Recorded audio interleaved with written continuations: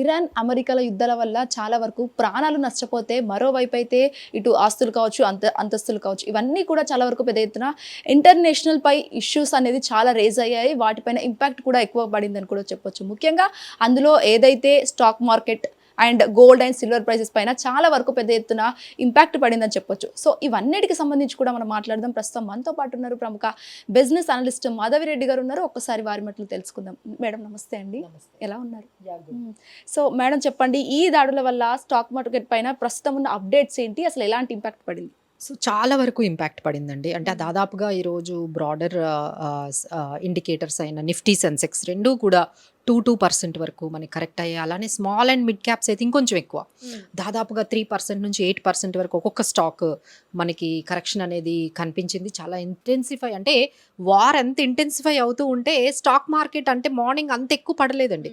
But as and when US ఎక్కువగా strikes చేస్తూ ఉండడము, అలానే ఇరాన్ కూడా, అంటే యుఎస్ బేస్ క్యాంప్స్ ఎక్కడెక్కడైతే మనకి కువైట్లో కానీ, దోహా, సౌదీలో ఎక్కడెక్కడైతే యుఎస్ బేస్ క్యాంప్స్ ఉన్నాయో వాటన్నిటి మీద కూడా ఇరాన్ అంతే ధీటుగా, అంటే వాళ్ళు రెండు చేస్తున్నారండి. ఇరాన్ వాళ్ళని కాపాడుకోవాలి, ఒకవైపు దానికి ధీటుగా మళ్ళీ వాళ్ళకి ఎదుర్కోవాలి. ఇలా రెండు కూడా, రెండు వైపుల నుంచి ఇరాన్ చాలా ఇంటెన్సిఫై, వాళ్ళు కూడా వార్ అనేది స్టార్ట్ చేశారు. సో బట్ ఇదన్నిటిలో కూడా మిడిల్ ఈస్ట్ బాగా సతమతం అయిపోతుంది. ఎందుకంటే యుఎస్కి వాళ్ళ బేస్ క్యాంప్స్ని ప్రొటెక్ట్ చేయడంలోనే ఉన్నారు కానీ, బట్ వీళ్ళ పరిస్థితి ఏంటి? ఎవరైతే ఆ బేస్ క్యాంప్స్ని అక్కడ పెట్టుకోవడానికి కువైట్ కానీ, ఖతార్ కానీ, ఇలాంటి కొన్ని, సౌదీలో కానీ వీళ్ళందరూ కొంచెం ఎలా చేశారు. ఇప్పుడు వాళ్ళందరూ వాళ్ళని కాపాడుకోవడంలోని, వాళ్ళు అసలు డైరెక్ట్గా యుద్ధంలో లేరు. ఇక్కడ యుద్ధంలో ఉన్నది ఎవరు? US, Iran and US come Israel. వీళ్ళిద్దరూ ఒకవైపు, ఇరాన్ ఒకవైపు. బట్ ఏంటంటే ఈ base camps, US base camps అన్నీ కూడా మిడిల్ ఈస్ట్లో ఎక్కడెక్కడైతే ఉన్నాయో ఆ కంట్రీలని బాగా టార్గెట్ చేస్తుంది. సో వాళ్ళందరూ కూడా చాలా భయపడిపోతున్నారు. అండ్ ఇంకోటి ఏంటంటే మేజర్గా ఎక్కడైతే ఆయిల్ రిఫైనరీస్ ఉన్నాయో అక్కడ ఇది యుద్ధం బాగా ఎక్కువగా జరుగుతుంది. ఇరాన్ కూడా ఆయిల్ రిఫైనరీస్ ఆగిపోవాలి, వాళ్ళకి నష్టం జరగాలి అన్నట్టుగా సౌదీలో ఆయిల్ రిఫైనరీ ఆల్మోస్ట్ బాగా హిట్ అయింది. సో ఇరాన్లో కూడా మరి అమెరికా చేస్తున్న ఈ దాడుల వల్ల ఇరాన్లో ఉన్న ఆయిల్ రిఫైనరీస్, అక్కడ ప్రొడక్షన్, అక్కడ ఉన్న ఈ షిప్మెంట్స్ అవి కూడా చాలా వరకు డిస్టర్బ్ అవ్వండి. సో ఓవరాల్గా వీళ్ళిద్దరు యుద్ధం చేయడం వల్ల మనకి క్రూడ్ ఆయిల్ ప్రైజెస్ ఒక్కసారిగా $80 పైన మనకి ట్రేడ్ అవుతూ ఉన్నాయి. సో దానివల్ల మన ఇండియన్ ఎకానమీ, అంటే మనం ఇండియా, యాజ్ ఎ ఇండియా మనం ఎవరు యుద్ధంలో లేము. బట్ ఏం జరుగుతుంది, అక్కడ వాళ్ళ దేశాలతో మనకి ట్రేడింగ్ ఉంది. వాళ్ళ దేశాలతో ఇంపోర్ట్స్ చేస్తున్నాము, ఎక్స్పోర్ట్స్ చేసుకుంటున్నాము. ఎస్పెషల్లీ మనది ఇండియా అనేది ఎక్కువగా క్రూడ్ ఆయిల్ మీద డిపెండ్ అవుతూ ఉంటాం. వేరే 80% మనం ఇంపోర్ట్స్ మీదే డిపెండ్ అవుతూ ఉంటాం. మన దగ్గర రిజర్వ్స్, ఆయిల్ రిజర్వ్స్ ఉండవు కాబట్టి మనం 80% క్రూడ్ ఆయిల్ని బయట కంట్రీస్ నుంచి తెచ్చుకుంటాము. అది ఎస్పెషల్లీ మనకి మిడిల్ ఈస్ట్ కంట్రీస్. ఈ క్రూడ్ ఆయిల్ అనేది ఇలా దాడులు జరుగుతున్నప్పుడు వాటి రేట్స్ కానీ పడిపోవడం, లేకపోతే పెరగడం ఒక్కసారిగా లాంటివి ఏమన్నా అబ్జర్వ్ చేయండి? అవునండి, అఫ్ కోర్స్ అండి. ఇప్పుడు ఆల్రెడీ 13% వరకు క్రూడ్ ఆయిల్ ఒక్కసారిగా, ఎందుకంటే ఇప్పుడు ఎక్కడైతే ప్రొడక్షన్ ఆగిపోయిందో ఏమవుతుంది, మనకి సప్లై తగ్గిపోతుంది. సప్లై తగ్గగానే క్రూడ్ ఆయిల్ ప్రైస్ ఇంటర్నేషనల్ లెవెల్లో దాదాపుగా 13%, 12% వరకు పెరిగిపోయాయి. బట్ ఎవరైతే అవి దిగుమతి చేసుకుంటున్నామో మనకి ఎక్స్పెన్సివ్ అయిపోయాయి కదా. సో దానివల్ల మనం చాలా వరకు మన స్టాక్ మార్కెట్స్ దాన్ని చాలా నెగిటివ్గా తీసుకున్నాయి. ఎందుకంటే క్రూడ్ ఆయిల్ అనేది మనకి ఎప్పుడు $60, $65 ఉండేది. ఇప్పుడు ఒక్కసారిగా $80కి పెరగడం అనేది మనకి చాలా నెగిటివ్ అండి. బట్ ఇది ఎక్కడితో ఆగుతుందా అంటే, ఆయన ఆల్రెడీ చెప్పారు ఇది ఒక 4 వీక్స్ అయినా నడవచ్చు, 4 వీక్స్ వరకు ఉండొచ్చు అంటున్నారు. బట్ 4 వీక్స్ అంటున్నారు. అసలు మనం రీసెంట్ యుద్ధం చూసుకుంటే రష్యా యుక్రెయిన్ యుద్ధం 2022లో స్టార్ట్ అయింది, 2022లో స్టార్ట్ అయింది, ఇప్పటి వరకు నడుస్తుంది. So we cannot say like దీనివల్ల ఇప్పుడు మిగతా ఇరాన్ కూడా కొన్ని అసోసియేట్స్ని తెచ్చుకుంటారు కదండి. సో వాళ్ళు ఎక్కడెక్కడ దాడి చేస్తారు, వీళ్ళందరూ కూడా కొంచెం మనకేంటంటే అన్ని రకాలుగా కొంచెం, ఎందుకంటే మన ప్రజలందరూ కూడా తెలుగు వాళ్ళు అవనివ్వండి, ఇండియన్స్ కొన్ని లక్షల్లో ఉన్నారు మిడిల్ ఈస్ట్ కంట్రీస్లో ఎన్నో ఇయర్స్ నుంచి. దోహాలో కానీ, కువైట్లో కానీ, సౌదీలో కానీ మన వాళ్ళు చాలా మంది ఉన్నారు. ఇప్పుడు వాళ్ళని రక్షించుకోవాలి. తర్వాత అక్కడ నుంచి అన్నీ కూడా ఎయిర్లైన్స్ అన్నీ కూడా ఆగిపోయాయి. సో ఎయిర్లైన్స్ వల్ల ఆగిపోవడం వల్ల ఎకానమీకి కూడా నష్టమే. అంతా కూడా లాసెస్లోకి ఎయిర్లైన్స్ అన్నీ కూడా వెళ్ళిపోతూ ఉంటాయి. ఇప్పుడు వాళ్ళకు కూడా క్రూడ్ ఆయిల్ యూసేజ్ చేస్తారు ఎయిర్లైన్స్, ఇప్పుడు వాళ్ళకి కూడా లాసెసే. సో ఈ విధంగా అన్ని రకాలుగా మనకి చాలా వరకు ఆ ఇంపాక్టే మనకిప్పుడు స్టాక్ మార్కెట్‌లో పడింది. దాదాపుగా అంటే ఈ రోజైతే 1500 పాయింట్లు మనకి సెన్సెక్స్ అలానే నిఫ్టీ కూడా దాదాపుగా ఒక 400 పాయింట్స్ పైనే నిఫ్టీ కూడా అంటే 24,000 వరకు మనకి 24,600 ఈ రేంజ్ వరకు ఈరోజు నిఫ్టీ అనేది పడింది. సో, ఇది ఇంకా ఇంటెన్సిఫై అయితే డెఫినెట్‌లీ కొన్ని సెక్టార్స్ అండి. అంటే అన్నీ మనకిందులో అన్ని సెక్టార్సు పడతాయని మనం చెప్పలేము. ఎస్పెషల్లీ ఆయిల్ మార్కెటింగ్ కంపెనీస్‌కి ఇది చాలా నష్టం. అలానే ఎయిర్‌లైన్స్ ఒకవైపు ఆగిపోయాయి. వాళ్ళవన్నీ కూడా డిస్టర్బ్ అయిపోయాయి. ఫ్లైట్స్ అన్నీ ఎక్కడికక్కడ ఆగిపోయాయి. ఇంకొకటేంటంటే ఇప్పుడు క్రూడ్ ఆయిల్ కొనుక్కోవాలన్నా చాలా కాస్ట్‌లీ. సో, వాళ్ళ ఇన్‌పుట్ కాస్ట్ పెరిగిపోయింది. ఒకవైపు డిస్టర్బెన్సెస్ అయ్యాయి. సో, ఎయిర్‌లైన్స్ అన్ని కంపెనీస్ అన్నీ కూడా ఇప్పుడు చాలా టెన్షన్‌లో ఉన్నాయి. సో, అందుకనే మనకి ఎక్కువగా ఎక్కడైతే రిస్క్ ఉంటుందో, వార్స్ ఉంటుందో ప్రతిసారి గోల్డ్ అండ్ సిల్వర్ పెరుగుతుంది. ఎస్పెషల్లీ గోల్డ్ అండి. ఎప్పుడైతే మనకి వార్స్ వస్తాయంటే మనకి అమెరికా ఇప్పటికో 4, 5 వార్లు మనకి అంటే వరల్డ్ వార్ 1, 2 ఇక్కడ మేడం గోల్డ్ ప్రైజెస్ తగ్గాయి కదా ఈ రోజుకి చూసుకున్నట్లయితే. అలా అని అట్లా కాదండి. అంటే మనం మనం చూసుకున్నట్లయితే ఈరోజు మనం వాలటిలిటీ అనేది చాలా ఎక్కువగా ఉంది. సో, ఈరోజు తగ్గడము, మళ్ళీ పెరగడం. బట్ ఏంటంటే అసలు మేము ఎందుకు ఇంత ఖచ్చితంగా గోల్డ్ పెరుగుతుంది అని ఎందుకు చెప్తామంటే ఇవన్నిటి వల్ల ద్రవ్యోల్బణం పెరుగుతది. ఇన్‌ఫ్లేషన్ పెరుగుతది. సో, ఇన్‌ఫ్లేషన్ పెరిగింది అంటే గోల్డ్ పెరుగుతది. సో, ఇవన్నీ కూడా ఒకదానికొకటి ఇంటర్ రిలేటెడ్. ఇప్పుడు వార్ అనేది ఈరోజు స్టార్ట్ అయిందండి. ఇప్పుడు సో, దాదాపుగా ఒక ఎన్ని మంత్స్ ఉంటదో తెలీదు మనకి.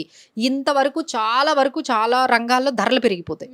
ఈ పెరిగిపోయిన తర్వాత ఏమవుతుంది? ఇన్‌ఫ్లేషన్ పెరుగుతుంది. అన్నీ కాస్ట్‌లీ అవుతాయి. అన్నీ కాస్ట్‌లీ అయితే గోల్డ్ డెఫినిట్‌గా ఇంక్రీజ్ అవుతుంది. బట్ ఏంటంటే ఎంతవరకు పెరుగుతుంది అనేది మనకి దీని మీద అంటే ఈ వార్ అనేది ఎంత ఇంటెన్సిఫై అవుతుంది ఇప్పటికే మిగతా కంట్రీస్ అన్నీ కూడా భయపడిపోయాయి. ఇంక్లూడింగ్ అందరూ కూడా నెగోషియేషన్స్ చేసుకోండి, డిప్లొమాటిక్‌గా దీన్ని సాల్వ్ చేసుకోండి అని అంటున్నారు. సో, ఈ యుద్ధాల్లో చనిపోవడం కన్నా గొడవల్లో చాలామంది చనిపోతున్నారు. యూఎస్‌ఈ ఎంబసీల మీద దాడులు చేయడము, కాశ్మీర్ దగ్గర నుంచి మనకు అన్ని కంట్రీస్‌లో కూడా ఎక్కడెక్కడైతే పాకిస్తాన్‌లో గానీ, ఎక్కడెక్కడైతే యూఎస్‌కి ఎగైనెస్ట్‌గా వాళ్ళ ఎంబసీస్ ఉన్నాయో వాటికి ఎగైనెస్ట్‌గా వాళ్ళు ర్యాలీలు తీస్తున్నారు. ఇది చాలా అన్యాయం మా ఇరాన్ మీద. మీరు ఈ విధంగా యూఎస్ ఇజ్రాయెల్‌తో కలిసి ఈ విధంగా దాడులు చేయడము, ఆళ్ళ చీఫ్‌ని చంపేయటము ఇవన్నీ కూడా వాళ్ళందరూ కూడా యాక్సెప్ట్ చేయలేకపోతున్నారు. సో, ఒక్కసారిగా రోడ్ల మీదకొస్తున్నారు. ఒకవైపు యుద్ధాలు జరుగుతున్నాయి. ఒకవైపు వీళ్ళందరూ కూడా ఇలా రోడ్ల మీదకొచ్చి డిస్టర్బెన్సెస్ అనేవి చాలా కనిపిస్తున్నాయి. సో, ఈ ఇంపాక్ట్ అనేది maybe will be higher at different levels including stock markets నెగెటివ్‌గా వెళ్తూ ఉంటాయి. అండ్ గోల్డ్ అనేది కొంచెం పెరుగుతుంది. ఓకే. అంటే మీరన్నట్టుగానే ఇంకా 2 వీక్స్ అయితే ఉంటుంది ఈ యుద్ధం అని చెప్పేసి అవును. అంటున్నారు. సో, దీనికి సంబంధించి ఈ దాడుల్లో కూడా గోల్డ్ ఆర్ సిల్వర్ ప్రైస్ పైన గోల్డ్ రేట్ ఎక్కువ పెరగొచ్చా? లేకపోతే సిల్వర్ రేటా? సో, ఇక్కడ మనకి గోల్డ్ మీదే ఎక్కువగా వార్‌కి లింక్ అనేది మనకెప్పుడూ ఉంటుందండి. ఎందుకంటే సేఫెస్ట్ హెవెన్ అంటారు. సో, మనకది ఎప్పటినుంచో ఉంది. అంటే మనం ఏదైనా యుద్ధాలవి వచ్చేటప్పుడు ఆ మనీ అనేది ఎక్కడ పెట్టుకుంటాం సేఫ్‌గా. సో, ఈక్విటీ మార్కెట్స్ ఒకవైపు పడిపోతూ ఉన్నాయి. బాండ్ మార్కెట్స్ కూడా అంత పాజిటివ్‌గా ఉండవు. కరెన్సీస్ కూడా కొంచెం మనకి నెగెటివ్‌గా వెళ్తూ ఉంటాయి. మరి ఎక్కడ పెట్టుకుంటారు చెప్పండి? సో, మేబీ యుద్ధాలు ఆగిపోయేంత వరకు మళ్ళీ నార్మలైజ్ అయ్యేంత వరకు ఒక ప్లేస్ ఉండాలి గదా! So, that is called safety haven. So, యుద్ధాలు ఆగేంత వరకు కూడా అన్ని కంట్రీస్ అంటే నాట్ ఓన్లీ రెసిడెంట్స్ కదండీ. కంట్రీసే సెంట్రల్ బ్యాంక్సే గోల్డ్‌లో పెట్టుకుంటాయి. సో, ఇక వాళ్ళు సేఫ్టీ కోసం సెంట్రల్ బ్యాంక్స్ అక్కడే ఇన్వెస్ట్ చేస్తూ ఉంటాయి. ఒకవైపు మనం కూడా సేఫ్టీ కోసం ఇక్కడ అంటే ఇవన్నీ కూడా కొంచెం నార్మలైజ్ అయ్యేంత వరకు ఇక మనీ అంతా ఏదున్నా అది గోల్డ్‌లోకి వస్తూ ఉంటుంది. సిల్వర్ ఈజ్ డిఫరెంట్ అండి. సిల్వర్ ఈజ్ ఏంటంటే ఎక్కువగా ఈ మధ్య కాలంలో సిల్వర్ పాపులర్ అయింది గానీ, బట్ ముందంతా కూడా గోల్డ్‌లోనే యుద్ధాలొచ్చినప్పుడు అంతా కూడా అంటే ఇప్పుడు మనం సిల్వర్, గోల్డ్ అనకుండా కమోడిటీస్ అనే వర్డ్ వాడొచ్చు. ఆల్ కమోడిటీస్ అంటే it could be gold, it could be silver, it could be copper. ఇలాంటివి ఏవైనా కమోడిటీస్ అన్నీ కూడా వరల్డ్‌లో ప్రైజెస్ అనేవి విపరీతంగా పెరుగుతూ ఉన్నాయి. So, there are different ways to understand. So, ఏంటంటే వాలటిలిటీ అనేది చాలా ఎక్కువగా ఉంది. అంటే మీరు ఎక్కువగా మనం ఈక్విటీలోనే హెచ్చుతగ్గులు చూసాం. ఇప్పుడు గోల్డ్‌లో కూడా చూస్తున్నారు కదా! ఒకరోజే పెరగడము, వెంటనే తగ్గిపోవడం, మళ్ళీ పెరగడం, మళ్ళీ తగ్గడం. ఇంత వాలటిలిటీ అనేది అసలు కమోడిటీస్‌లోనే ఉందంటే ఈక్విటీ మార్కెట్‌లో ఎంతుంటుంది? అవి ఎప్పుడు వాలటైల్‌గా ఉంటాయి. అసలు గోల్డే ఇంత వాలటైల్‌గా ఉందంటే ఇక ఈక్విటీలో ఏంటంటే ఎప్పటినుంచో కొన్ని ఇష్యూస్ ఉన్నాయండి. సో, ఈ వార్‌తో ఇంకొంచెం నెగెటివ్‌కి వెళ్ళిపోయాయి. అంటే ట్రంప్ టారిఫ్స్ కానీ, లేకపోతే యాంథ్రఫిక్ కానీ, ఆర్టిఫిషియల్ ఇంటెలిజెన్స్, ఎఫ్ఐఐ సెల్లింగ్ మన ఇండియన్ మార్కెట్స్‌కి చాలా ప్రాబ్లమ్స్ ఉన్నాయి. ఒక 2 ఇయర్స్ నుంచి చాలా ఇష్యూస్ నడుస్తూనే ఉన్నాయి. ఎఫ్ఐఐ సెల్ చేస్తున్నారు. యాంథ్రఫిక్ ఇష్యూస్ ఏఐ సెక్టార్స్ అన్నీ అంటే టెక్నాలజీ సెక్టార్స్, ఐటీ కంపెనీస్ అన్నీ కూడా ఒక్కసారిగా వాళ్ళ షేర్ ప్రైజెస్ పడిపోతూ ఉన్నాయి. ఈ ట్రంప్ టారిఫ్స్ వీటితో ఇప్పుడు యుద్ధం. So it was added another biggest negative news. ఇంక వీటన్నిటికీ మించితే క్రూడ్ ఆయిల్ ప్రైజెస్.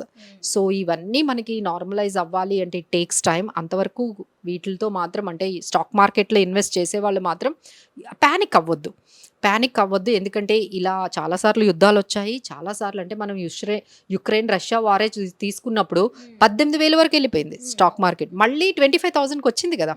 అంటే మళ్ళీ నార్మలైజ్ అవుతుంది. బట్ ఏంటంటే ఎన్ని మంత్స్ పడుతుంది, ఎన్ని మంత్స్లో మళ్ళీ మార్కెట్ కమ్బ్యాక్ అవుతుంది అంటే ఒక్కొక్కసారి 14 months, ఒక్కొక్కసారి 12 months. అంటే we have to see the history.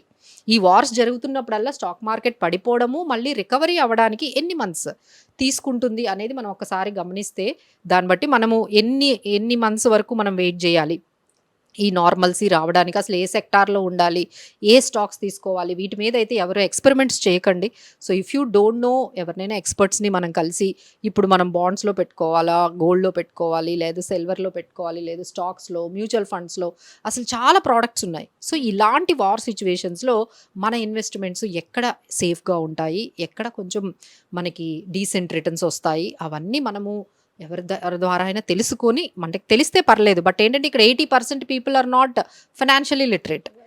So ఇలాంటప్పుడు 80% పీపుల్ ఏంటంటే ఎక్స్పెరిమెంట్స్ చేయకూడదు. అంటే ఏదో వినేసి అక్కడ అది జరిగిపోతుంది, ఇది అమ్మేయాలి, ప్యానిక్ అయిపోవడము, సెల్ చేసేయడము, లేదు ఏదో తగ్గిపోతుందంటే పరిగెత్తుకుంటూ వెళ్ళి గోల్డ్ సిల్వర్లు కొనేయడం, లేదు స్టాక్స్ పడిపోతున్నాయని అక్కడికి వెళ్ళి బై చేయడము, ఇలాంటి డ్రాస్టిక్ డెసిషన్స్ అయితే మాత్రం ఇలాంటి టైంలో ప్యానిక్ సిచ్యువేషన్లో తీసుకోకూడదు. ఏమైనా ఫైనాన్షియల్ డెసిషన్స్ తీసుకోవాలి, ఇన్వెస్ట్మెంట్స్ కానీ, డెట్ గురించి కానీ, ఇంకేమైనా ఫైనాన్షియల్ డెసిషన్స్ తీసుకోవాలంటే సో యూ హ్యావ్ టు ఎక్స్పర్ట్ని కొంచెం మీట్ అయ్యి మీ సిచ్యువేషన్ అంతా వాళ్ళకి చెప్తే వాళ్ళకి మీకు ఏది సూటబుల్ అవుతుందో అది వాళ్ళు సజెస్ట్ చేస్తారు. ఫైనల్లీ ఇక్కడ ఈ దాడుల వల్ల ఇండియన్ ఎకానమీ పైన ఎలాంటి ప్రభావం చూపిస్తుంది? సో ఇప్పటికైతేనండి ప్రస్తుతం వరకు అయితే మన ఇండియన్ ఎకానమీ రీసెంట్గా జీడిపి రిజల్ట్స్ వచ్చాయి. So GDP growth 7.8%, one of the best growth in the వరల్డ్లోనే ఇంత జీడిపి గ్రోత్ ఎక్కడా లేదు, మన ఇండియన్ మార్కెట్స్లో ఉంది. సో అంత అంటే డొమెస్టిక్లీ వీఆర్ వెరీ స్ట్రాంగ్ అండి. ఐదర్ ఇంట్రెస్ట్ రేట్స్ కానీ, జీడిపి గ్రోత్ కానీ, లేకపోతే మనకి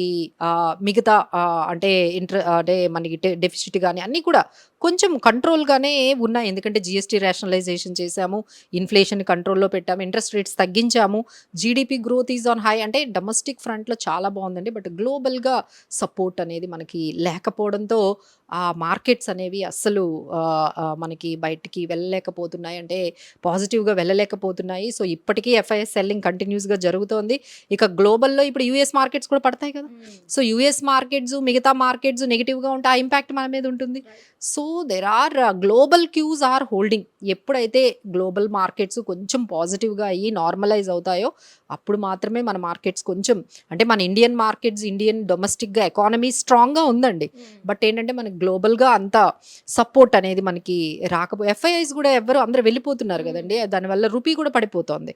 సో ఈ రూపీ ఫాల్ అవ్వడము, ఈ విధంగా ఎఫ్ఐఐస్ సెల్ చేయడము, ఈ గ్లోబల్ న్యూస్ అంతా కూడా మన మార్కెట్స్ని మొత్తం కంట్రోల్లో తీసేసుకుందనే చెప్పొచ్చు. బట్ డొమెస్టిక్గా అయితే ఏమి ఇష్యూస్ లేవు. Thank you so much. So ఏదైతే ఇంకా 2 weeks కూడా ఈ యుద్ధం అనేది కూడా కొనసాగుతుందని చెప్పేసి ప్రముఖ బిజినెస్ అనలిస్టులు తెలుస్తున్నారు. అండ్ ఆల్సో ముఖ్యంగా ఇండియన్ ఎకనామీపై చాలా వరకు పెద్ద ఎత్తున ప్రభావం అని కూడా మనకి ఇక్కడ కనిపిస్తున్న పరిస్థితి. నరేంద్రతో శ్వేతంగా హిట్ టీవీ ఎర్రగడ్డ. హిట్ టీవీ యాప్, ఇందులో short news, live news, entertainment shows, movies, digital magazines తో పాటు మీ జిల్లా వార్తలను కూడా ఫ్రీగా చూడొచ్చు. ఇంకెందుకు ఆలస్యం, వెంటనే హిట్ టీవీ యాప్ ని డౌన్లోడ్ చేసుకుని ఫ్రీగా ఎంటర్టైన్మెంట్ పొందండి. Hit TV app. Hit TV app. Please download hit TV app. Hit TV app ని ఫ్రీగా డౌన్లోడ్ చేసుకొని ఎంజాయ్ చేయండి. మీకు నచ్చిన ఎంటర్టైన్మెంట్ కోసం హిట్ టీవీ యాప్ ని ఫ్రీగా డౌన్లోడ్ చేసుకొని ఎంజాయ్ చేయండి. హిట్ టీవీ యాప్ ని డౌన్లోడ్ చేసుకుని ఆస్వాదించండి, ఆశీర్వదించండి. ఇంతమంది సెలబ్రిటీలు హిట్ టీవీ యాప్ ని డౌన్లోడ్ చేసుకోండి అని చెప్తున్నారంటే ఎంత మంచి యాప్ ఆలోచించండి. అమెరికాలో చదవాలనుకునే వాళ్ళకి విశ్వసనీయమైన పేరు మన శౌర్య కన్సల్టెన్సీ. UK లో 1 year masters, 2 years work permit up to 5 years visa. Contact Saurya Consultancy. Contact 89851 89851.